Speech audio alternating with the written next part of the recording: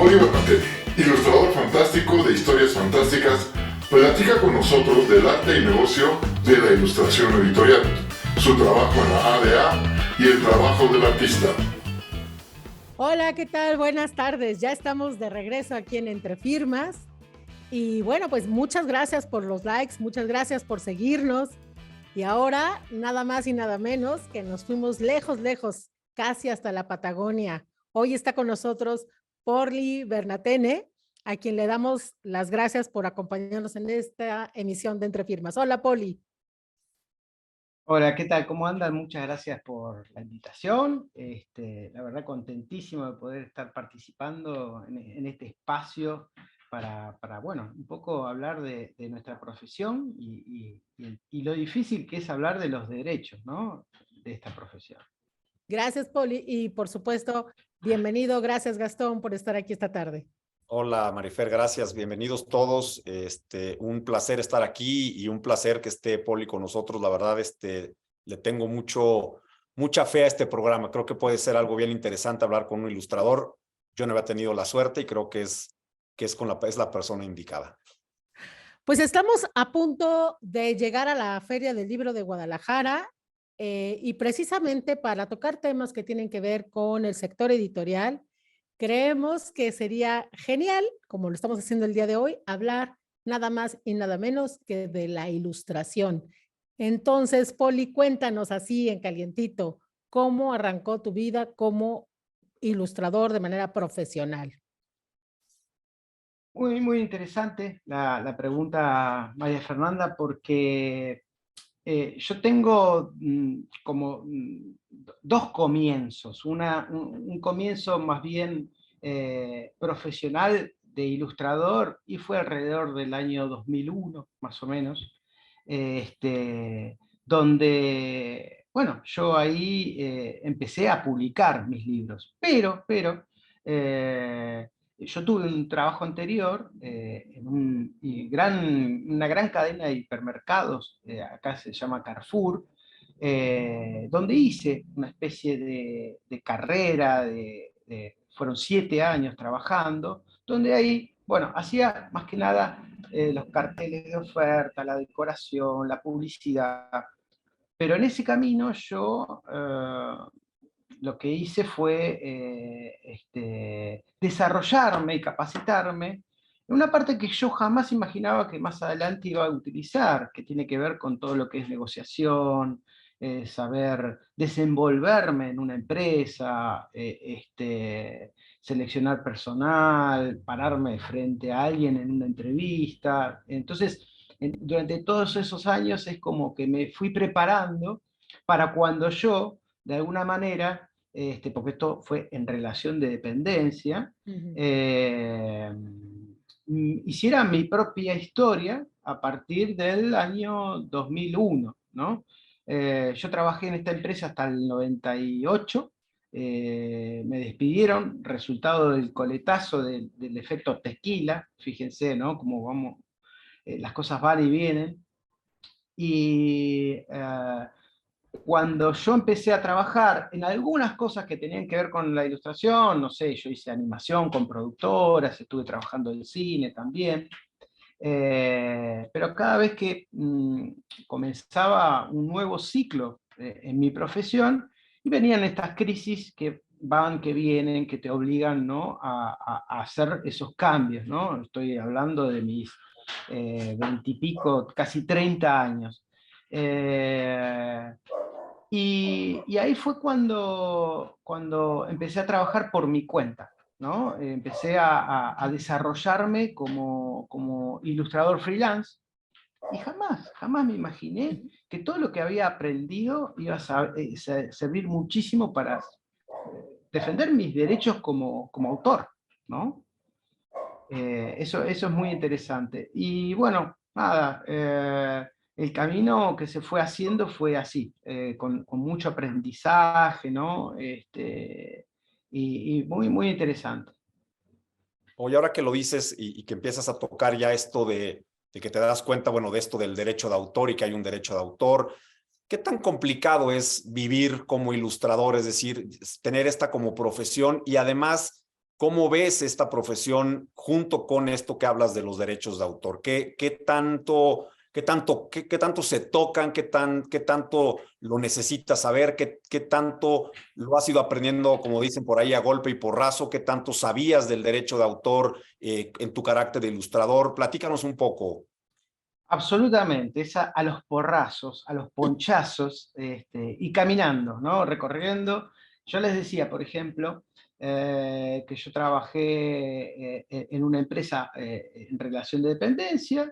Yo sabía que quería ser dibujante. De hecho, paralelamente, yo me formé en la carrera de Bellas Artes. Yo soy profesor de pintura. Mismo en la carrera no se me capacitaba, o sea, podía ser únicamente profesor de pintura, pero así tampoco nadie me explicó cómo leer un contrato de trabajo o cómo tenía que vender de repente mi obra en una galería de arte. Después yo, con los años, descubrí que más que pintor quería ser ilustrador, ¿no? Pero eso tuvo que ver con mi recorrido. Ahora, cuando yo básicamente me quedé sin trabajo, y fue más o menos para la época del 2001, que aquí en Argentina hubo una crisis muy, muy grande,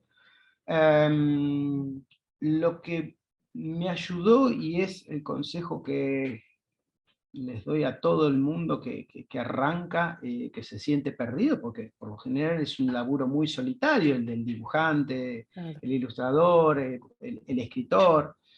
A mí me ayudó muchísimo a agruparme, juntarme con otros colegas, intercambiar pareceres, conocimientos, experiencias. De hecho, en el 2001, gracias a estar relacionándome con otros colegas, fue que descubrí que había una feria internacional del libro infantil y juvenil en Bolonia, que era y es la más grande del mundo. Y bueno, nada, yo estaba con dos o tres libros publicados apenas, y nada, me lancé a la pileta, fui con mis últimos ahorros, con mi mujer, que ella sabe idioma, yo no tengo inglés, y nos fuimos a tirar a la pileta con los últimos pesos que nos habían quedado, para probar suerte de manera internacional. Y fue que fuimos en el año 2002, 2004, 2006, 2008, y después creo que pedí un salto hasta el 17 que volví a ir. Pero no fui más porque me estaba yendo muy bien. No tenía la necesidad de ir a una feria. Y esto fue resultado justamente de estos intercambios, y a su vez uno se va profesionalizando cuando va creciendo como autor, como profesional, cuando empezás a tener de repente una trayectoria más internacional. El mundo también con internet se abrió muchísimo y eso permitió que trabajáramos desde cualquier lugar del mundo y para cualquier lugar del mundo.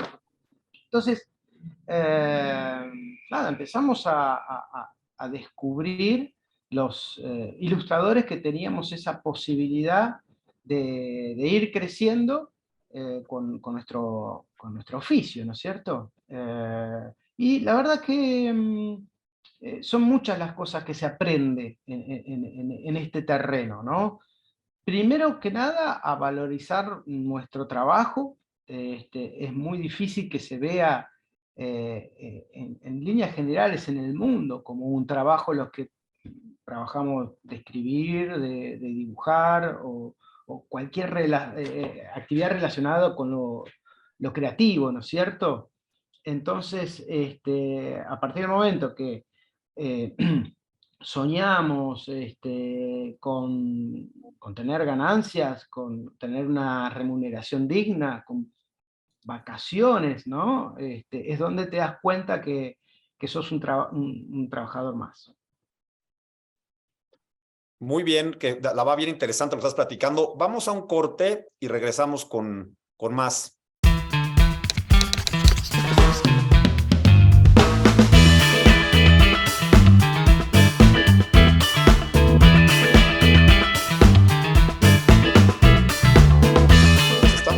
regreso aquí en Entre Firmas. Y yo tengo aquí una duda. Entiendo la parte de quien escribe, ¿no? Como que ha sido muy común y lo tenemos todos muy claro que el autor es aquella persona pues que escribe algo. No me estoy metiendo a la definición de autor legal, sino que en la parte conceptual, en la parte del mundo, de los civiles, pues autor es el que escribe o a veces el que canta.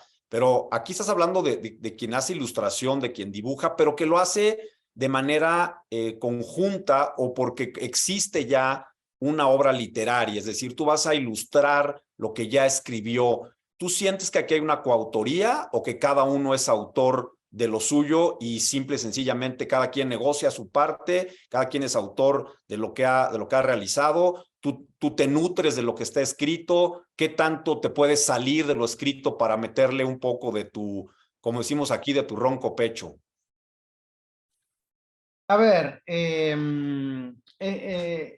es difícil la definición, digamos, de autor en ese sentido, si se ve únicamente como lo que ha impuesto el mercado, ¿no? Porque hoy, de hecho, los escritores y las escritoras se llevan, digamos,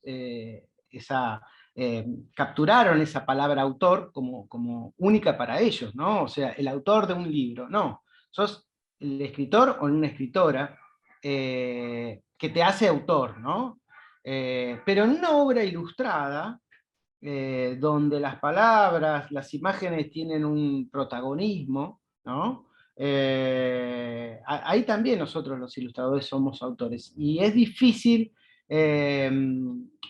de definir una línea, porque a veces, bueno, también depende muchísimo de los ilustradores, de la obra, ¿no? Del tipo de proyecto, ¿no? No siempre son obras absolutamente ilustradas, ¿no? Yo estoy pensando ahora, digamos, también de dónde viene un poquito esta definición, ¿no? de autores y el reconocimiento de los ilustradores, porque de hecho hace 10, 15 años ni siquiera figuraban los ilustradores en las tapas de los libros, ¿no?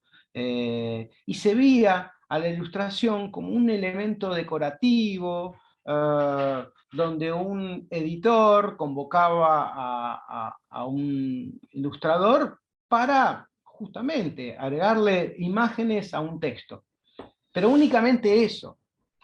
Nosotros hablamos recién de la importancia que fue tomando nuestra profesión a lo largo de los años y el rubro editorial, porque estamos hablando que hubo un boom cerca de los años 2000, 2002, del libro álbum, del libro ilustrado, donde los mismos ilustradores fuimos comenzando a tomar más espacio, porque el desafío era también involucrarnos cada vez más en la historia, dar nuestra versión, dar nuestra interpretación, nuestra mirada, ¿no? Y eso se fue notando a lo largo de los años, no únicamente una cuestión de conciencia de los mismos trabajadores del lápiz, sino también de los editores que lo empezaron a ver también como un negocio, donde ya esta dupla que se formaba entre escritor y escritora, esa conjunción se empezaba a enriquecer, ¿no? Y las ilustraciones ya no eran simplemente de acompañamiento o decoración. Creaban nuevos discursos, nuevas capas en las lecturas. Los lectores ya empiezan a leer esos artilugios, esas herramientas que nosotros utilizamos para, no sé, recursos gráficos, ¿no? Que se leen de otra manera, totalmente diferente que las palabras, pero que en su conjunción lo que logra es una obra literaria súper enriquecida. ¿Mm? Oye, yo tengo una pregunta. ¿Qué pasa cuando la ilustración toma vida? Es decir, cuando la ilustración se puede convertir en un personaje. ¿Eso se le queda al editor o ustedes lo pueden explotar o lo tienen que pactar en el contrato. ¿Qué sucede? Vamos a pensar que una de tus ilustraciones, que puede ser el protagonista de un cuento infantil, guste tanto que pueda brincar a otros, camisetas, ¿no? sí, a otros planos, sí, sí, sí, a ¿qué otra, pasa? a ver, ¿Te ha eso es lo sucedido? que, sí, sí, por supuesto, y eso tiene que ver con el conocimiento que empezamos a tener los ilustradores de nuestros propios derechos, ¿no?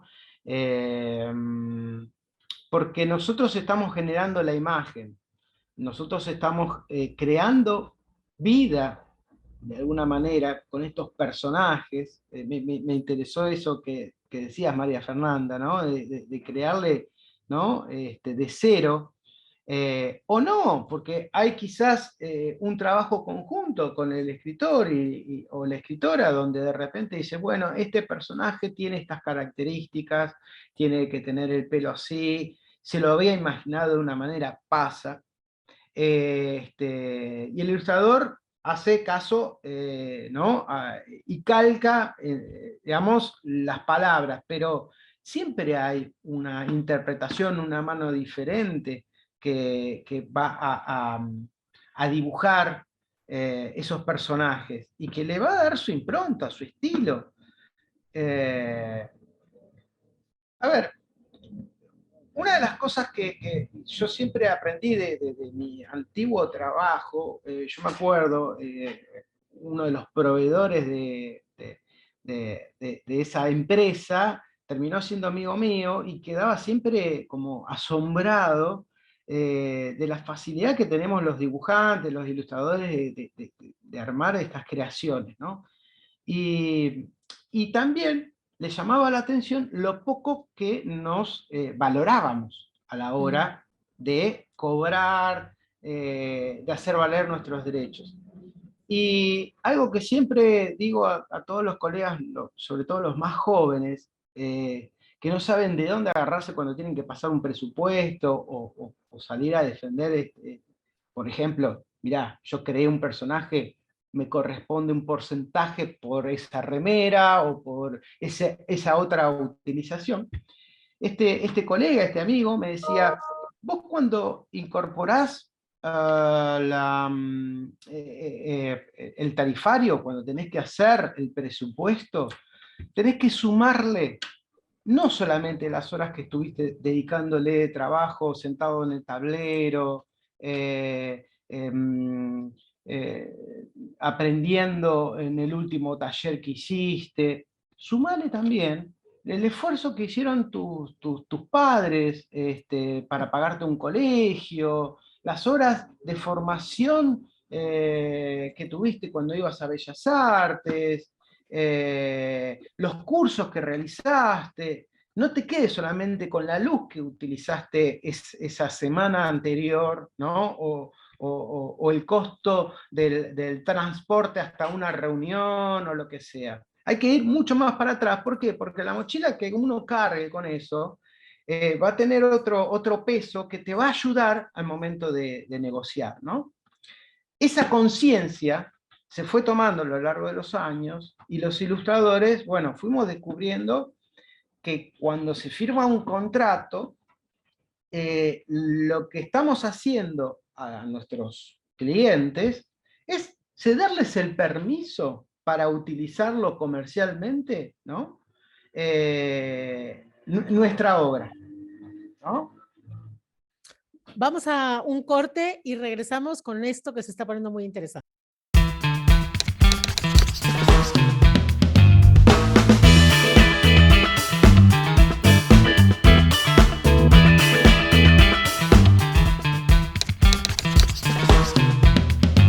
Ya estamos de regreso y como dijo Mafer, esto ya se puso bueno.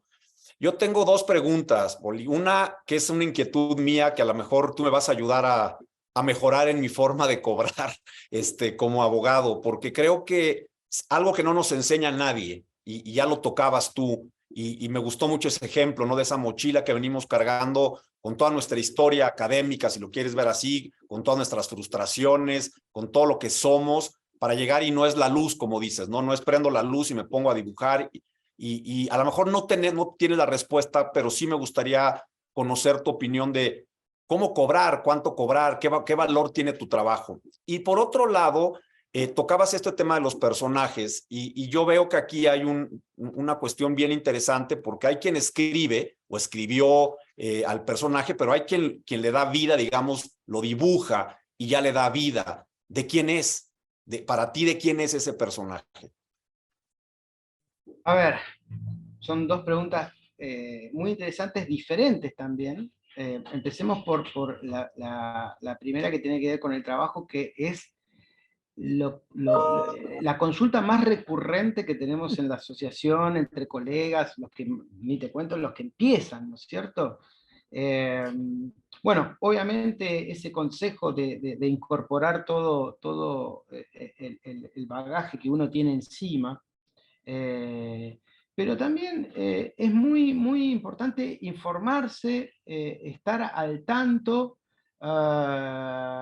del mercado, consultar, intercambiar con otros colegas. Eso sirve muchísimo porque las experiencias son totalmente diferentes. Y nosotros en la Argentina, con la Asociación de Dibujantes, tenemos un tarifario. Y en ese tarifario, obviamente, como cualquier tarifario, tiene sus cuadros, sus columnas, pero digamos, es lo que menos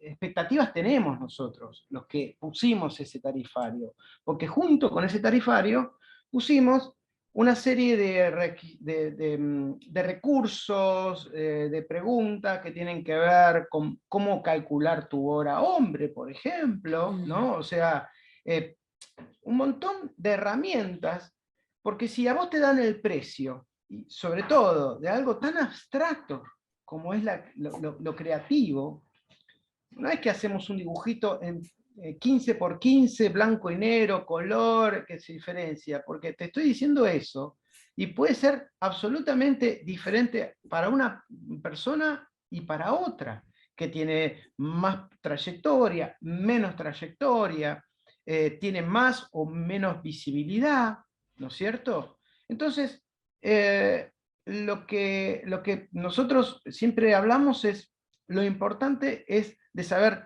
cuánto uno gasta, por ejemplo, tener conocimientos de lo que mínimo tenés que cobrar tu mes, tu sueldo, ¿no? Aunque no cobres un sueldo, porque somos freelance.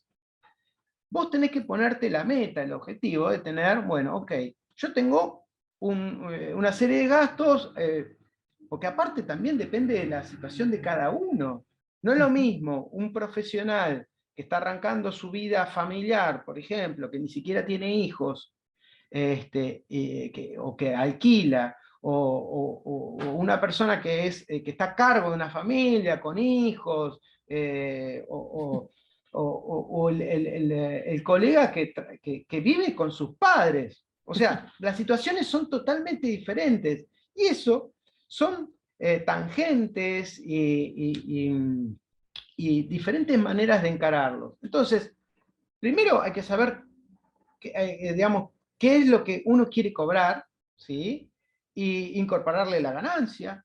De hecho, nosotros en el mismo tarifario tenemos una calculadora. ¿Para qué? Para que nadie se olvide que hay que cargar la luz, las expensas, el alquiler, pero también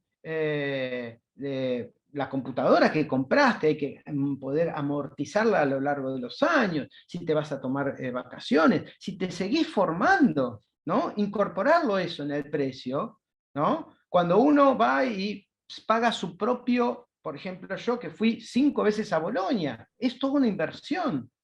Entonces, si yo no incorporo eso dentro del costo, voy a estar siempre perdiendo dinero y desvalorizando mi trabajo. Entonces, ser consciente de todos esos elementos es muy útil, y aparte, siempre lo decimos, hacer los cálculos, agarrar el lápiz, y cuando un cliente te dice, tengo esto de presupuesto, dice, bueno, a ver, ¿a cuánto lo vas a vender?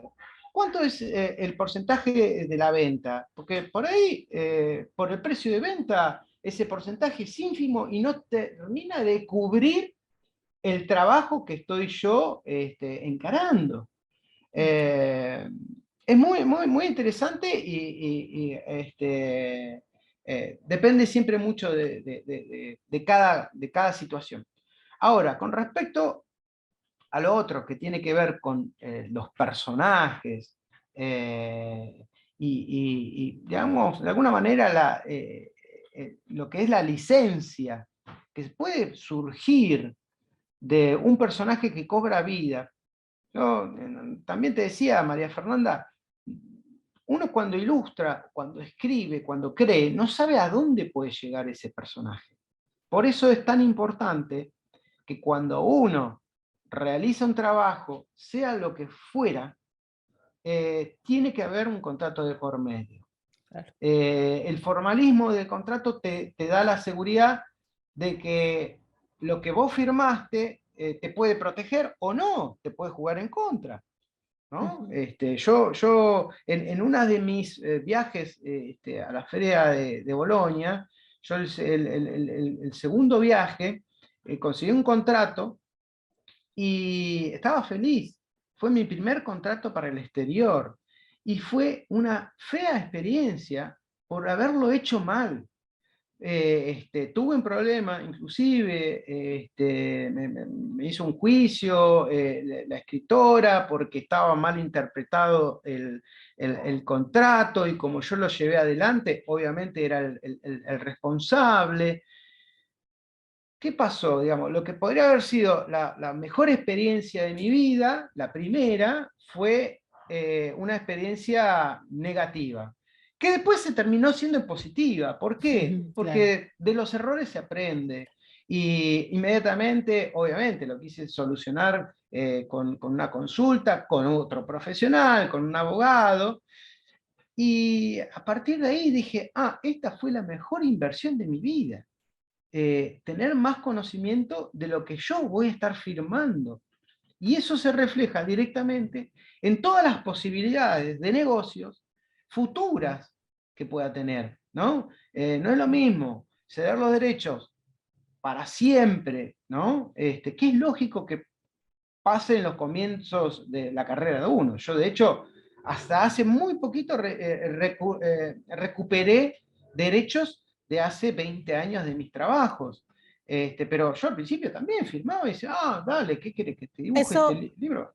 Poli, eso era lo que yo quería preguntarte. Si tuvieras que, o si pudieras regresar 20, 25 años atrás, ¿qué no harías? Y eso es como para recomendación a ilustradores que están empezando. ¿Qué no harías?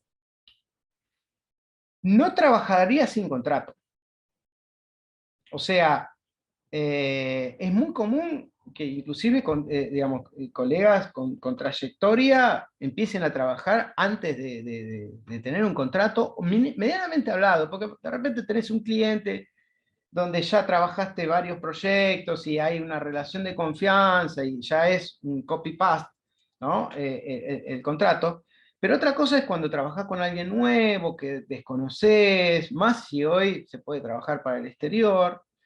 Entonces, ahí es una cuestión de ser conscientes, ¿no? Siempre en cada etapa que se pasa por el contrato. Muy bien, vamos a un corte y regresamos en un momento.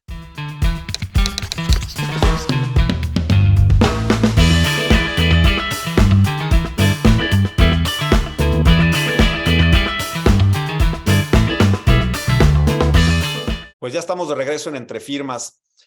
Aquí empiezo yo a ver temas de verdad interesantes y a la vez delicados que tienen que ver con cuestiones estrictamente de derechos, de titularidad de derechos, de autorías.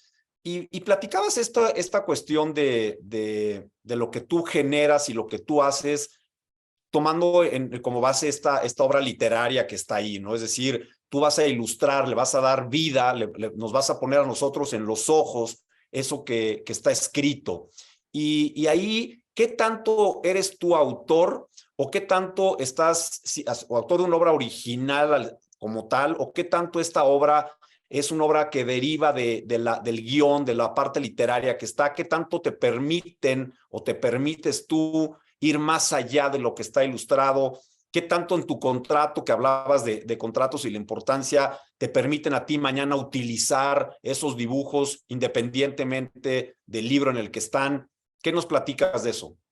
A ver, lo interesante es de verlo de la manera que se ha encarado por cada uno de las partes, ¿no? A ver, no solo desde lo que se ve en un libro ilustrado, supongamos,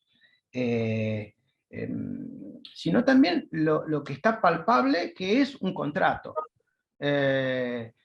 A mí me pasa, por ejemplo, que es difícil que la sociedad me vea como autor de un libro ilustrado, cuando inclusive yo tengo un contrato firmado por un porcentaje, que ya me lo dio de por hecho el escritor. El escritor sí me lo cedió, y también el editor. Ahora, eso también se gana. Eso es algo que depende de cada situación, de cada proyecto y obviamente de cada profesional.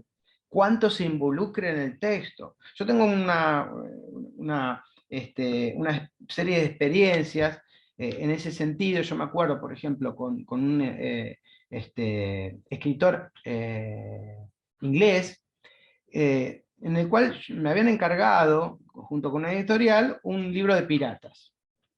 Y yo generalmente hago una muestra, es mi forma de trabajar, porque me gusta, digamos, que todos tengamos una mirada de la estética que yo quiero darle, ¿no? Y si gusta, genial, avanzamos, vamos por ese lado. Si no gusta, quizás no me sumo a ese proyecto. Entonces, desde el principio pongo mis propias reglas, mis propias consignas.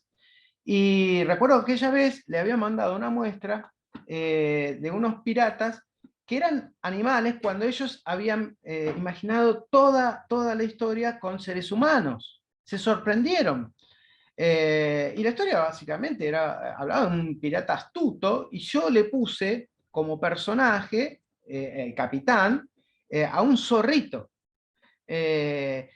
Y descubrieron que esa mirada, esa visión, lo que hacía era reforzar la personalidad del personaje, darle una vida especial que no lo hubiese tenido como ser humano. Esa fue una decisión pura y exclusivamente mía. O, por ejemplo, más de base en una historia. Me pasó también hace poco con Liliana Cineto, que trabajamos mucho, y me había pasado una historia hacía 10 años. Hablaba de princesas, era una historia medieval, pero con una mirada mucho más feminista, más moderna. Pasaron los años y yo no sabía cómo resolverlo, o por lo menos cómo darle yo mi impronta, mi mirada. Yo, si bien apoyo el feminismo, sigo siendo hombre y sabía que me iba a quedar corto con lo que hiciera. Y digo, bueno, ¿qué tengo también para decir? Y aparte de apoyar esa causa, ¿no? Y pasó en pandemia. La cabeza a muchos nos dio vuelta un montón de cosas. Y pasó que le di una vuelta, que tenía que ver con una preocupación que también está afectando a muchos.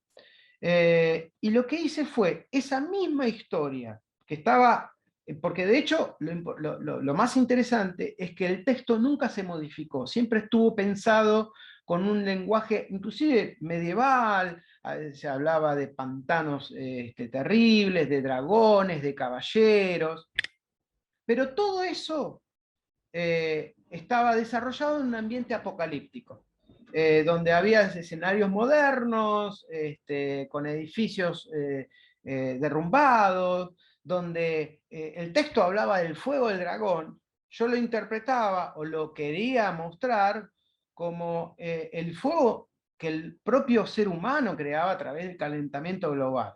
Entonces, fíjense si yo, como ilustrador, no di mi parte autoral en ese sentido, ¿no? Lo mismo pasa con los personajes. Y ahí es donde tiene que ver con ciertas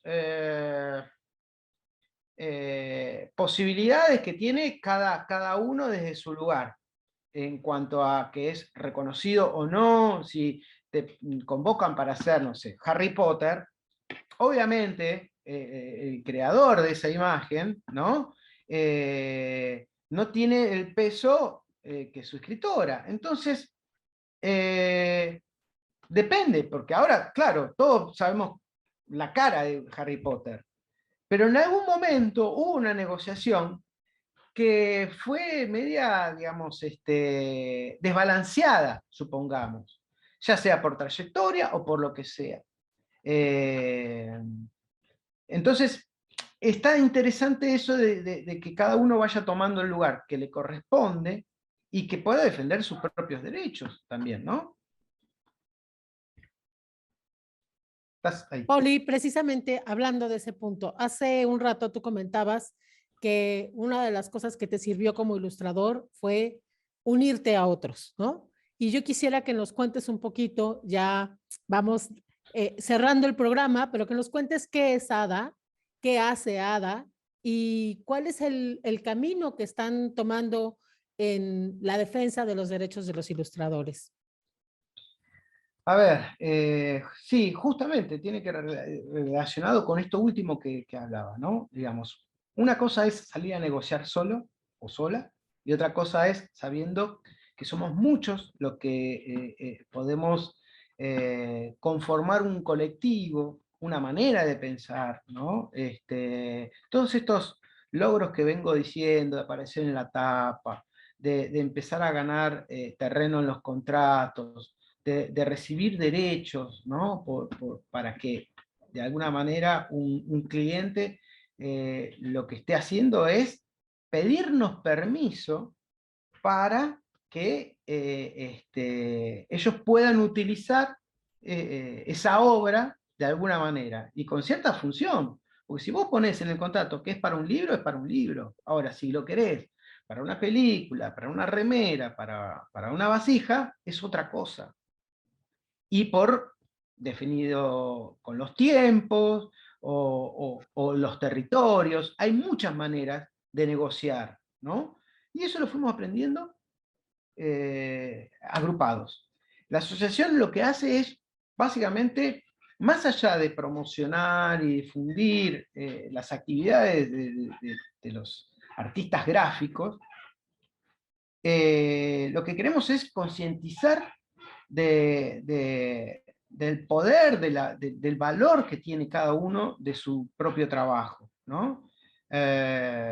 Yo creo que decía hace un ratito, ¿no? Que es un trabajo muy solitario el de los creativos. Y si no nos reunimos, no nos juntamos para no solo entender cómo es el negocio, sino cómo nosotros tenemos que darle valor a nuestra propia obra,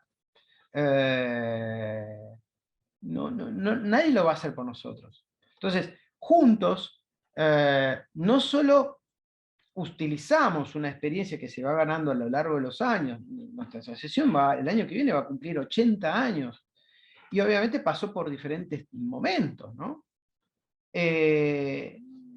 Entonces, lo que nosotros hacemos con la asociación básicamente son campañas, nos armamos de recursos para que la gente sepa dónde está parada, ¿no es cierto? Básicamente. Y cómo salir a defendernos. Pues muy interesante, muchísimas gracias. Yo creo que todavía hay muchos temas de los que tendríamos que seguir hablando. A mí me encantaría dejar la puerta abierta contigo porque, por ejemplo, ya para el siguiente programa, hablar del uso indebido de una de sus ilustraciones o de la posibilidad de un plagio entre concursos abusivos. Concursos abusivos. Entonces, bueno, hay pues, tanto para charlar, así que... Digamos, déjanos la puerta abierta. Queda abierta y... En otra edición. Perfecto. Y sí, hay muchas cosas para seguir hablando y yo estoy acá dispuesto, junto con los colegas de ADA, por supuesto. Gastón, Muchas gracias, Poli, de verdad, un placer, un gusto escucharte, escuchar ese trayecto, escuchar cómo has crecido, estos consejos que van implícitos en muchas de las palabras que has dicho hoy, sobre todo en esta preocupación que tuviste tú y este consejo que das y que yo me uno a él, de que por lo menos revisen eso que están firmando, que se den cuenta que nos guste o no, vas a necesitar firmar un contrato y que idealmente tendrías que buscar a alguien que por lo menos te pueda traducir a tu idioma ese lenguaje jurídico. Buenas noches. buenas Buenas noches. noches. Síganos, por favor, denos like, compartan la idea. Por favor, Poli, circúlalo por allá por Argentina, que nos vean los colegas de Argentina. Y bueno, pues este programa lo hacemos para ustedes. Gracias y nos vemos en la próxima edición de Entre Firmas. Hasta luego.